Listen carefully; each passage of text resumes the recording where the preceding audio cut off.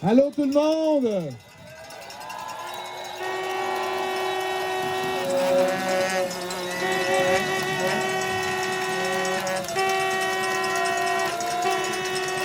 Oh.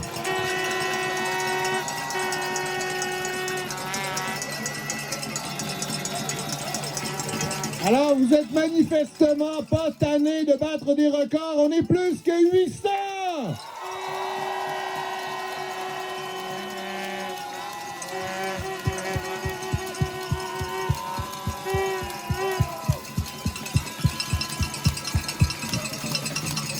En plus d'avoir des appuis politiques importants, on a repris nos couleurs rouge et or.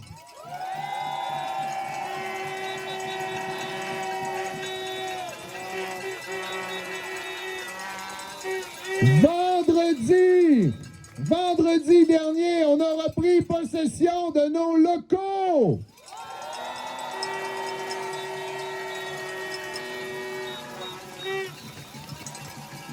Et aujourd'hui, dans ce début de 4e semaine de grève, on reprend le contact avec nos étudiantes et nos étudiants.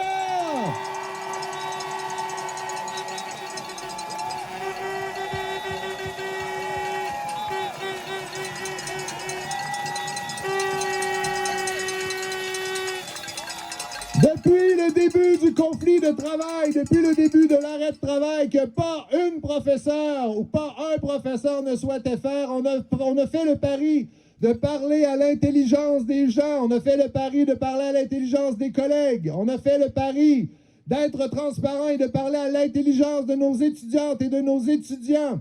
Alors que dans un contexte où un arrêt de travail, ça a un impact direct, bien sûr, sur nos activités comme professeurs, mais sur leur vie pendant la session, de savoir qu'elles sont et qu'ils sont aussi nombreuses et nombreux aujourd'hui à nous appuyer à la 4e semaine de grève. Ça nous va droit au cœur. Merci d'être là.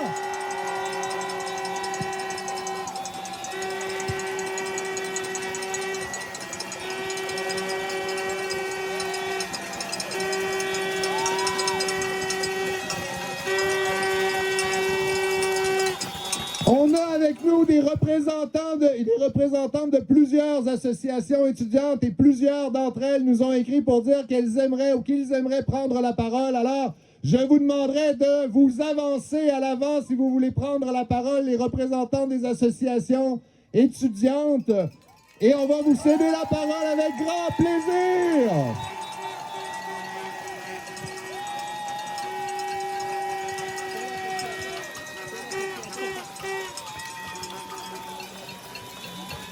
Alors, on commence avec un représentant de l'association Artefact. Merci d'être là.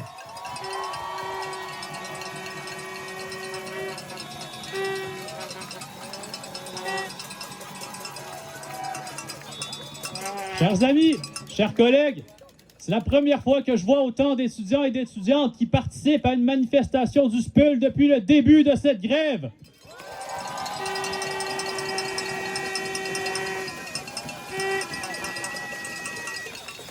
Et je crois que notre présence, elle n'est pas étrangère à ce langage que le rectorat, que le vice-rectorat nous parle depuis le début de la grève.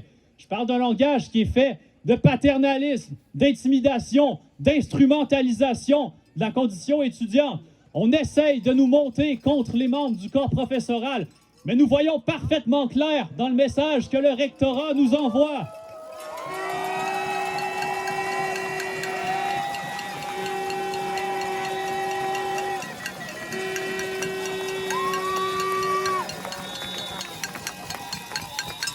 Nous y voyons parfaitement clair, parce que nous savons que les conditions d'études dans lesquelles nous évoluons, ce sont les conditions dans lesquelles nos professeurs vont travailler. Nous savons que cette logique qui s'applique à l'université, une logique d'introduction de la logique marchande, une logique qui veut prioriser les études jugées rentables, c'est cette logique qui amène la déconstruction de l'université que nous voulons protéger.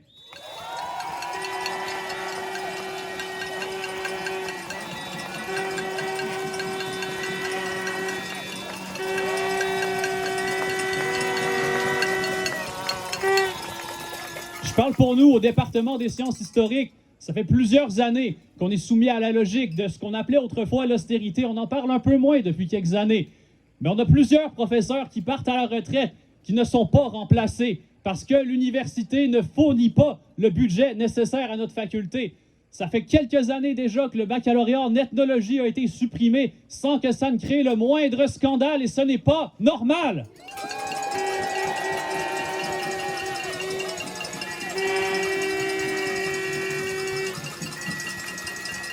Et ça, les membres de l'Artefact le savent. Et c'est pour ça que le 28 février dernier, nous avons voté à l'unanimité pour un mandat de grève conjoint avec les membres du SPUL.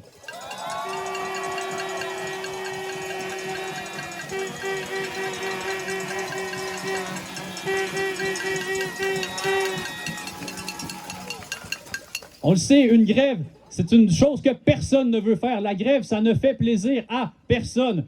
Nous le savons, les premiers et les premières, nous ne pouvons plus faire nos recherches comme avant, nous ne pouvons plus faire nos demandes de bourse, nous ne pouvons plus collaborer à la rédaction d'articles académiques avec les professeurs. Mais malgré tout, notre soutien à la cause professorale ne faiblira pas.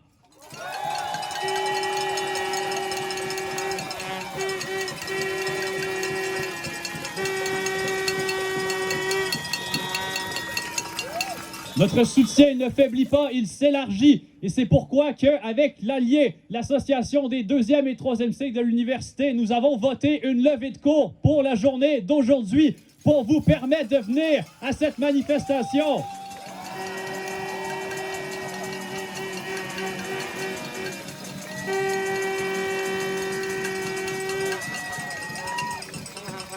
Je vais m'arrêter ici, mais avant de vous quitter, je vous rappelle, on a encore beaucoup de cours à aller piqueter pour le reste de la journée. Donc, s'il y a des braves parmi vous qui veulent nous aider, qui se sentent l'âme de continuer de mener ce combat, venez nous rejoindre à la bannière de l'Artefact, juste derrière moi. On va vous indiquer quel cours il y aura à piqueter dès midi. Merci beaucoup.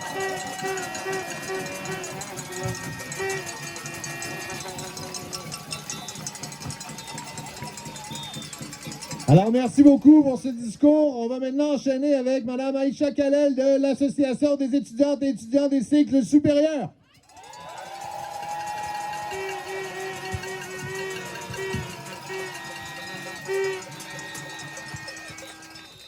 Bonjour tout le monde. Je suis là pour représenter l'Allié, l'association des étudiants de l'université inscrits au cycle supérieur, c'est-à-dire 2e et 3e cycle. Juste pour vous dire que notre association compte 13 200 étudiants, donc je vous parle aujourd'hui en leur nom. Je suis là.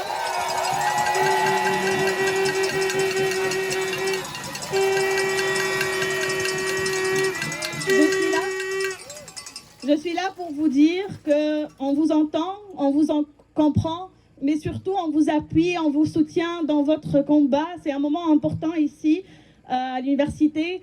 On est conscient des enjeux qui vous touchent et nous touchent directement. La surcharge de travail, la collégialité, la protection des collègues vulnérables, mais aussi les conditions salariales. C'est des enjeux qui nous touchent directement.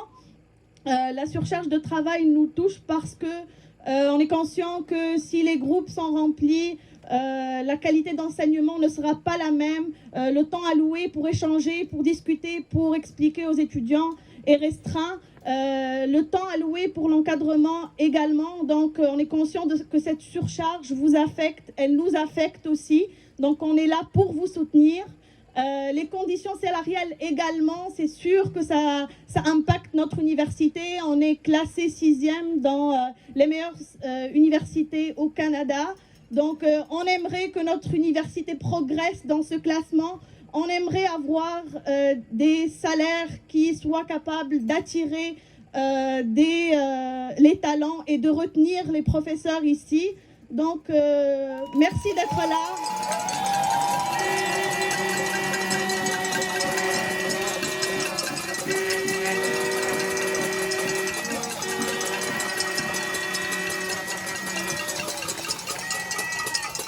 On est là derrière vous, ne lâchez pas. Voilà, merci.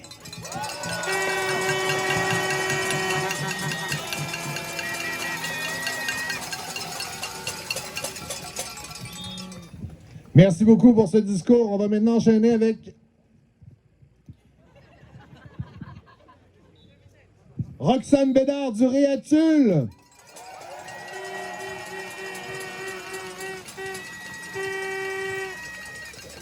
Allô tout le monde!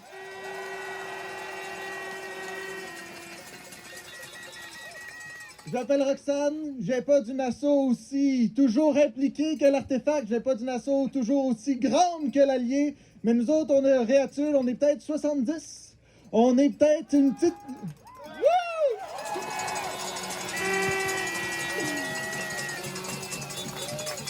On est une asso avec ben du monde qui sont dans un programme de deuxième cycle qui est pas en recherche, qui est un programme de cours. Et pourtant, on est là. On a voté des motions de solidarité, on a voté pour la grève, on a organisé des manifestations, on a organisé du faisage de pancartes. Pourquoi?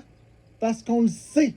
On le sait que la qualité de l'enseignement, ça a un impact direct sur la qualité de notre travail qu'on va être capable de faire plus tard. En tant que futur aménagiste, en tant que futur urbaniste, si on veut qu'on ait des villes qui aient de l'allure, si on veut qu'on ait des régions qui aient de l'allure, faut qu'on ait un enseignement de qualité. Et avec ça, pour ça, ça nous prend des profs de qualité. Le Réatul et le SPUL, ensemble, on va être capable.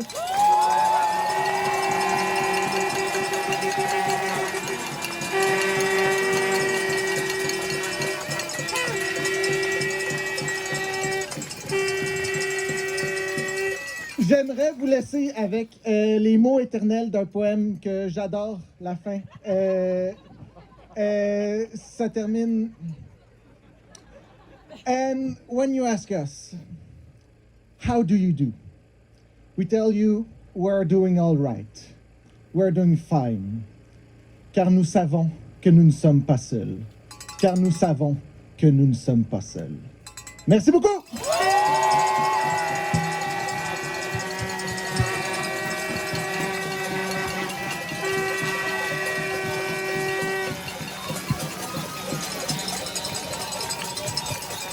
Merci beaucoup pour cet autre discours et bravo hein, pour le courage d'avoir monté sur la dernière marche. Je ne me suis jamais risqué. Alors, une dernière intervention de la part d'Augustin Lévesque-Mongrain et de Félix Gélina de l'AEEH.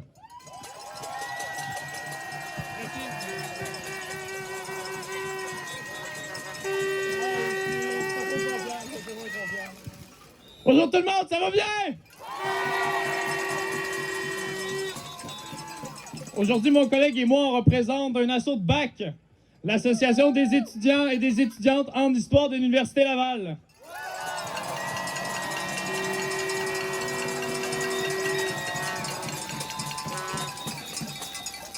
On est ici pour réitérer notre appui à la grève du SPUL. Et comme mon collègue Félix l'a dit tout à l'heure, on regarde ce qui se passe en ce moment avec tous les professeurs qui prennent leur retraite dans notre département et qui sont jamais remplacés. Ça n'a pas d'allure!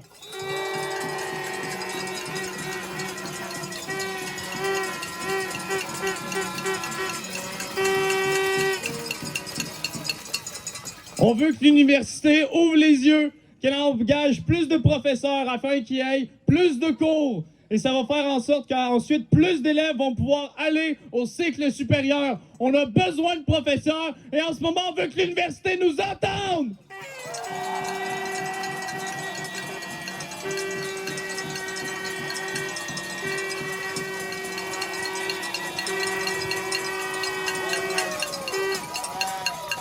Au nom de l'AEH, on vous dit, continuez le combat!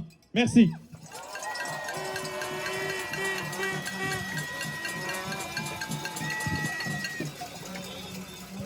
Bonjour, moi aussi je suis membre de l'AEH, puis je vais continuer d'enfoncer le même message que mes collègues tout à l'heure. Mais l'heure n'est plus de nos décisions exclusivement managériales, car nos programmes en meurent et nous en constatons les effets immédiatement. Il est temps que l'administration d'Amour voit les choses en face. Le plancher d'emploi des professeurs n'est pas un objectif à atteindre, mais le strict minimum pour assurer la survie d'une mission universitaire.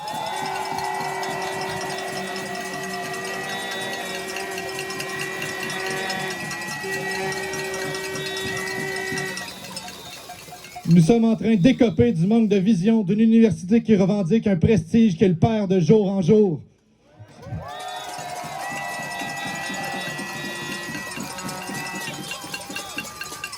Ce que l'histoire retiendra dans cette grève est la mauvaise foi d'une administration dans les négociations et qu'elle est seulement capable de penser en termes financiers et non humains. Il serait temps que l'université commence à voir ce qui nous entoure comme une université et non comme une business. Merci.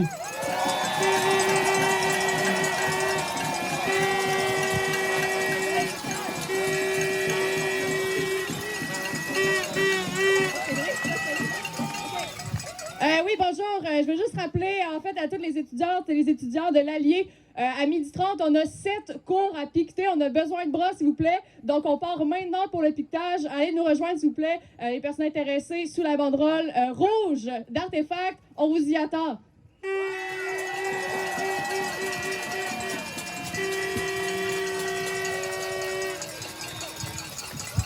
Alors, merci beaucoup, on a une dernière intervention. Je sais que ça fait 2 fois que je dis dernière, mais bon, c'est la vie. Cette fois-là de Raphaël Simard, de La Cellule.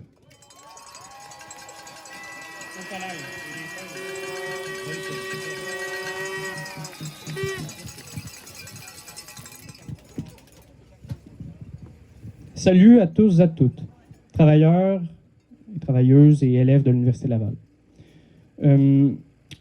J'ai réfléchi à ça, puis je me suis demandé quel socle d'intérêt notre solidarité, notre communauté se fondait, autour de laquelle notre solidarité, notre communauté se fondait. Pour nous, cette fin hiver, printemps, professeurs chargés de cours, d'enseignement et étudiants, on peut décliner cette communauté d'intérêt en 2 échelles. La première échelle, c'est dans le cadre des activités éducatives là, qui sont particulières à l'Université Laval, mais il y a aussi l'échelle de la classe sociale. Donc, la première appartenance partagée entre nous, c'est le groupe formé par des groupes qui sont donnés et reçus, où on partage des activités, des objectifs communs.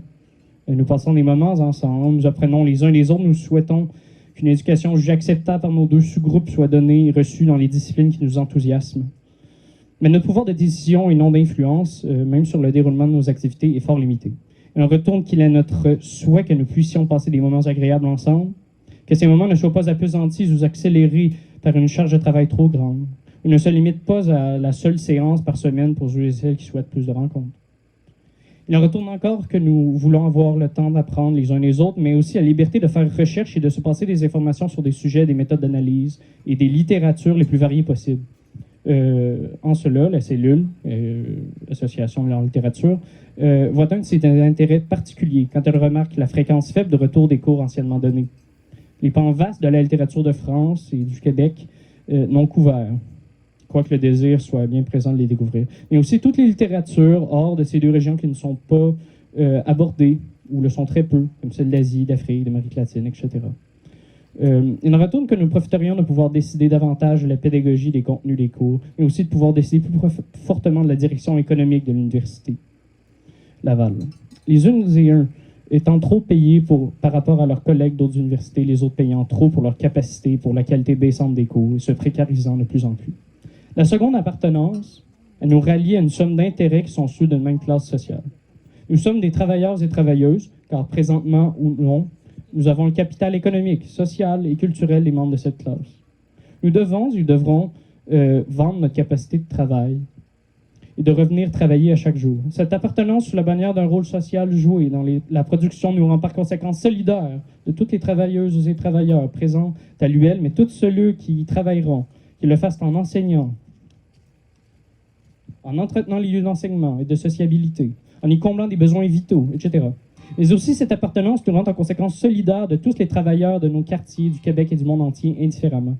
Et ce parce qu'une victoire de certains membres de la classe du travail redonne effectivement du pouvoir à celle-ci, et donc à tous ses membres, dans le rapport de force économique qui nous confronte aux membres de la classe capitaliste.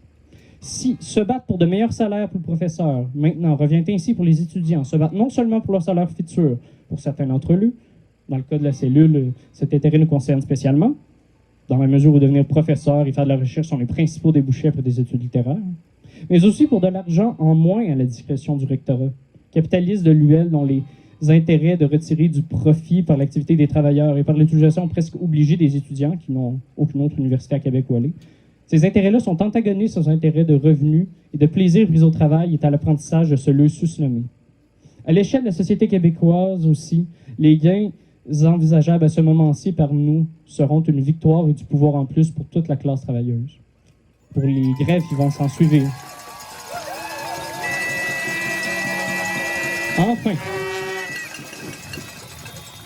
Enfin, il a espéré que la présente lutte aura permis des apprentissages multiples pour nos deux sous-groupes dans l'organisation entre eux. Que des contacts, des expériences réussies ou ratées, des pouvoirs gagnés nous serviront dans nos futures organisations. Que cela ne se perdra pas. En fait, il est nécessaire de faire des bilans de nos méthodes et de conserver, voire de nourrir les contacts, peut-être d'officialiser une association, car les luttes seront nombreuses encore. En effet, nous défendrons nos intérêts communs dans les prochaines années, quand nous essaierons de baisser les frais de scolarité, lesquels pourront augmenter d'ailleurs si la hausse des salaires est acceptée. D'augmenter la capacité de logement social et abordable sur le et près du campus. De radicaliser vers les intérêts collectifs le plan écologique et économique de l'UL. De diminuer encore le pouvoir de la haute administration et d'horizontaliser davantage les rapports socio-économiques dans l'UL. Enfin, la cellule vous est solidaire en cela pour vos revendications présentes, en particulier, mais pour notre proximité d'intérêts en général. Bonne grève.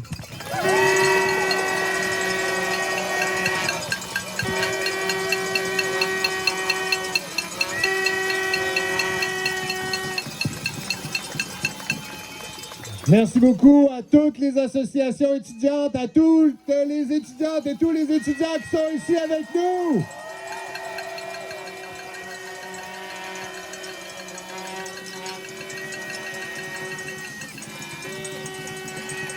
De vous revoir avec nous aujourd'hui dans ce contexte difficile, ça nous rappelle à quel point on s'ennuie de vous et qu'on a hâte de revenir au travail.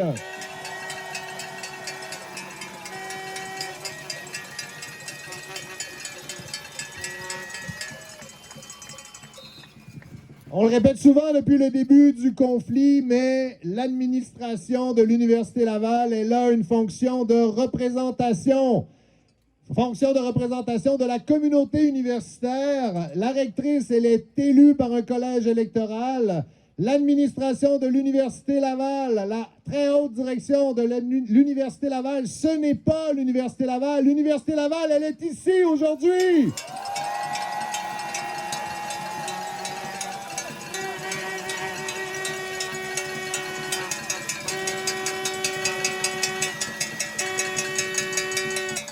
Il est plus que temps que la direction de l'Université Laval entende le message et se mette au travail sérieusement pour régler le conflit de travail.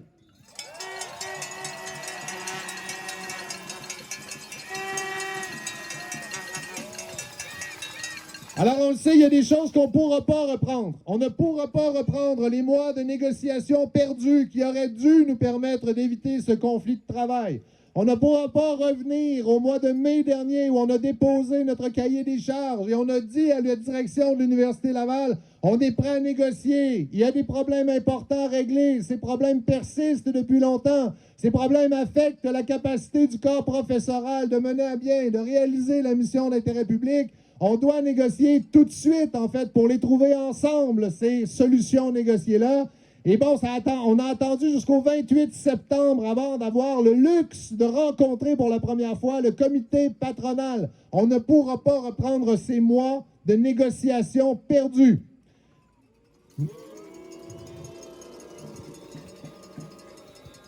Je partage votre déception. Parfois, moi aussi, je suis déçu. Maintenant, il faut regarder vers l'avenir. On n'a plus de temps à perdre et c'est plus le temps de niaiser.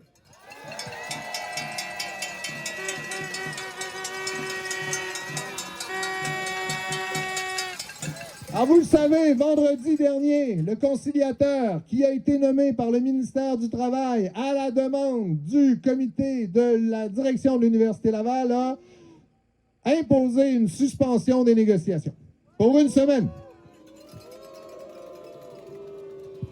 La raison pour laquelle on a fait cette proposition-là, c'est que selon le conciliateur, les deux parties étaient trop éloignées sur 3 éléments qui restent à la table. Premier élément, en lien avec 3 des 4 piliers qu'on essaie de régler depuis le 27 mai dernier. Premier élément, la surcharge de travail. On rappelle qu'on demande l'embauche de 100 collègues. On rappelle surtout que ça en prendrait 400, que donc l'embauche de 100 collègues, c'est une demande qui est très, très modeste et dont on a absolument besoin.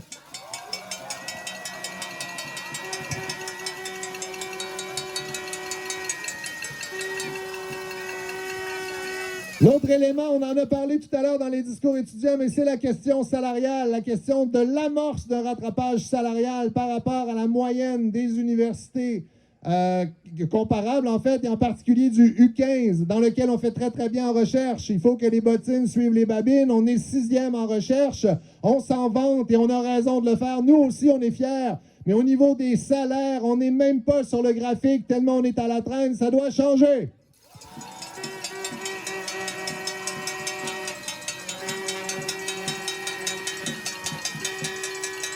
Et le dernier élément qui bloque toujours à la table, même si ça devrait relever de l'évidence, c'est la question de la collégialité universitaire et de l'extension de la liberté universitaire pour confirmer dans notre convention collective que les modalités d'enseignement et le contenu des cours, la décision, si on veut changer ça, ça revient aux assemblées de l'unité. Ce sont les professeurs qui doivent décider et non pas la direction de l'université.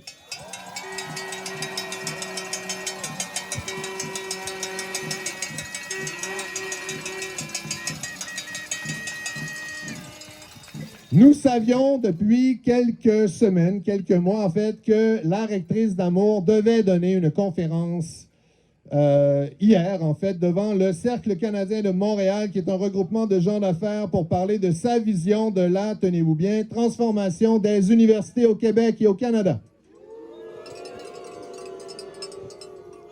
Ce que nous n'avions pas prévu, c'est que malgré la crise qui secoue son institution, malgré le conflit de travail dans lequel nous sommes enlisés depuis depuis plus d'un mois maintenant, on a commencé la grève le 20 février dernier, et malgré le fait que le cœur de sa conférence porte sur un des points de désaccord qui persistent à la table, on se serait attendu à ce qu'elle annule cette conférence, ce qu'elle n'a pas fait.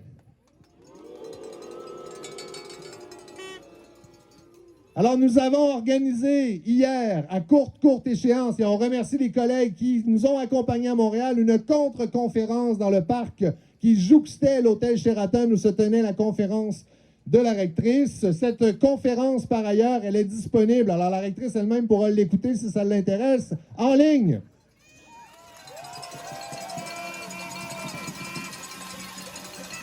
Ce qu'on a souhaité faire avec cette contre-conférence-là, on le dit, on le réalise de plus en plus le conflit perdure, c'est qu'on est confronté à un choc de vision de l'université. La vision portée manifestement par la haute direction et la vision qui est portée par la communauté universitaire.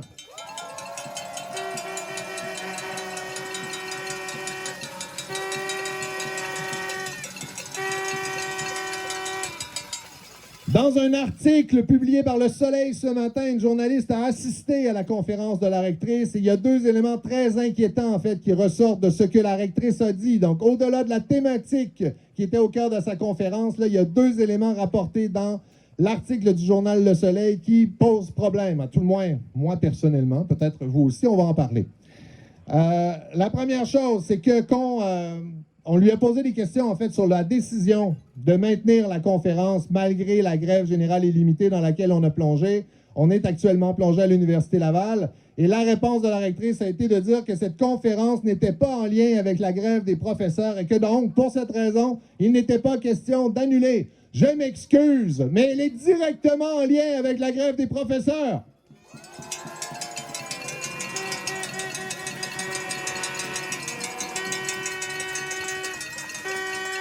L'autre élément qui montre par mille à quel point on a raison de tenir à l'élément de la liberté universitaire et de l'intégration dans la convention collective de garantie qui va faire en sorte que les directions ne pourront pas imposer leur vision par rapport au contenu des cours ou encore aux modalités pédagogiques, c'est que dans l'article du journal Le Soleil ce matin, on apprend que la rectrice s'est engagée auprès des gens d'affaires à inclure les, ouvrez les guillemets, compétences d'avenir dans l'ensemble des programmes de l'Université Laval dès septembre 2023.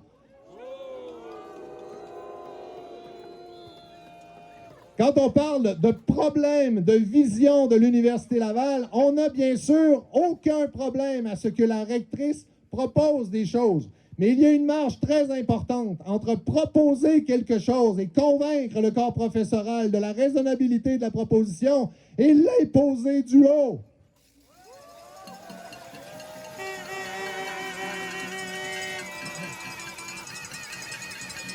C'est justement, merci beaucoup, c'est justement la définition et c'est au cœur de la collégialité universitaire et c'est la raison pour laquelle on doit absolument tenir sur cet enjeu-là qui est au cœur du conflit. Alors, au cœur d'un conflit qui s'enlise dans le contexte de flou persistant en ce qui concerne les surplus dégagés par l'Université Laval entre 2018 et 2022, on le rappelle, 257 millions quand on analyse les états financiers.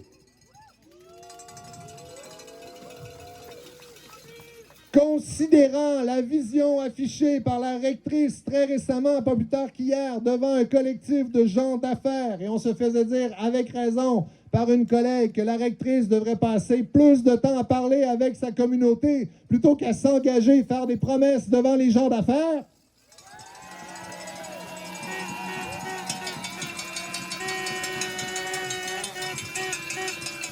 On va avoir besoin de poursuivre la mobilisation. On va avoir besoin de vous au cours des prochains jours. On vous remercie pour le passé, mais on a besoin de vous. Il faut tenir et il va falloir poursuivre également les interpellations de la classe politique et de la société civile au sens large pour trouver une solution négociée qui va nous permettre d'interrompre, de mettre fin à ce conflit de travail et de faire ce qu'on veut, c'est-à-dire de revenir en classe, de revenir au travail.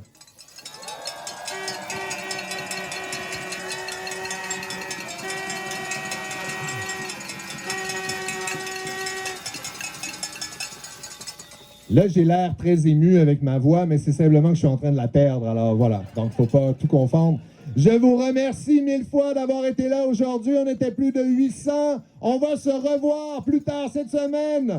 Et on lâche pas!